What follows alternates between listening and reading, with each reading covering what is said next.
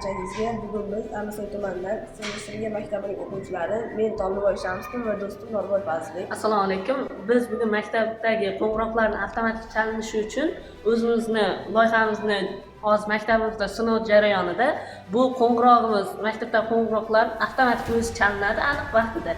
Hozir bu qo'ng'irog'imiz 9:55 da chalinishi kerak. Hozir soatimiz 9:52 bo'libdi, 9:55 bo'lishini kutamiz. Hozir bu loyihamizda soat datchiga Arduino Uno va qo'ng'iroq o'rnatilgan. Arduino Unoga Python dasturlash tili orqali dastur kiritilgan va dasturga moslab aniq vaqtlarda chalinadi.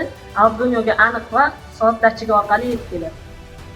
Bu qurilmaning afzalliklari albatta bitta insonni, ya'ni o'qituvchi bo'lishi mumkin yoki boshqa inson bo'lishi mumkin, navbatchilikda vaqtini ushlab turish emas, balki o'sha o'qituvchining yoki odamning vaqtini unumli foydalangan holatda yaxshi narsalarga vaqtlarga ishlatish. Chalinadigan vaqt ham bo'ldi. Kutamiz, hozir 1 daqiqadan keyin yana chalinadi.